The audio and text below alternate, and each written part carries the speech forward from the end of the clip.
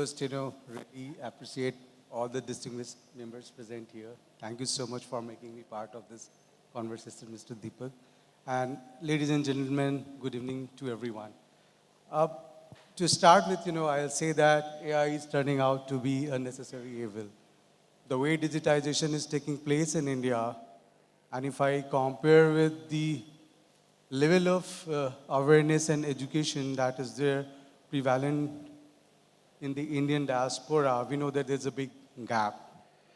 Though AI is really empowering us in unifying the technical sector, there are great dependency on using AI tool to extract business decision out of highly unstructured and highly dispersed data.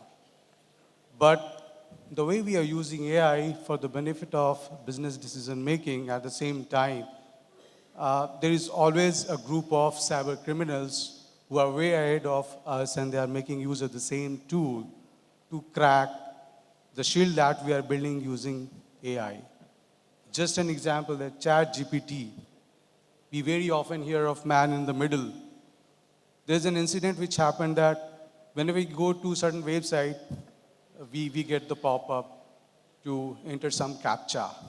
And there was an instance that hacker created something, there was man in the middle, nobody knew. And somebody using the AI tool informed ChatGPT that I'm blind, I can't see what is written. So ChatGPT narrated the same thing to the hacker, and then the same input was given. And the system was hacked and the data was badly compromised. So this is the level of risk that is, growing at a high pace with the AI technology. And we need to be very, very serious about it, need to be very, very careful.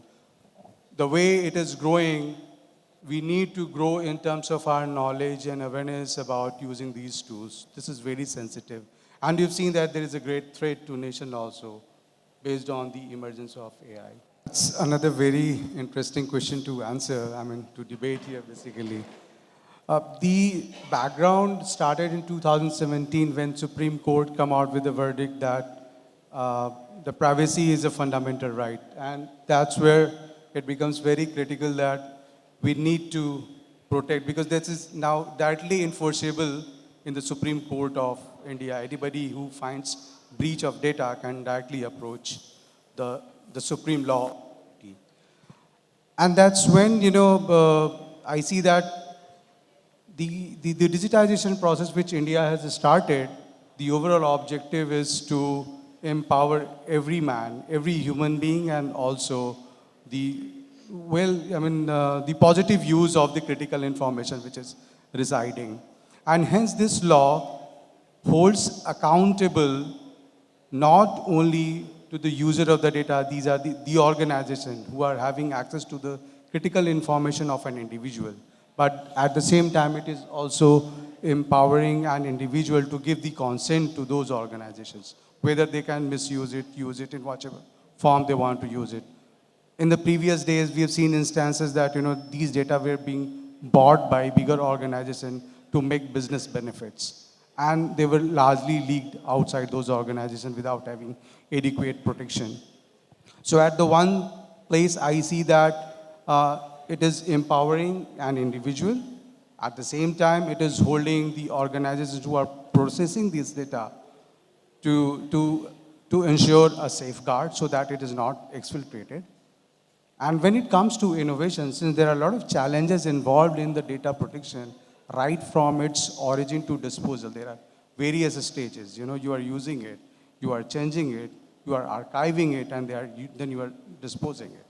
And hence there are a lot of innovations which is required. We've seen in US and other part of the world, when such laws came up, the newer players, the startup largely died out. But thanks to Government of India, where they have came up with the policy of Make in India and startup, where they are ensuring that though the innovation is required and there are bigger players in the market, yet they get the fair chance using the MII clause and startup clause that they can very well innovate themselves and develop a good and strong software to protect the data. And that's what is my Wonderful. take on Debabrata, this.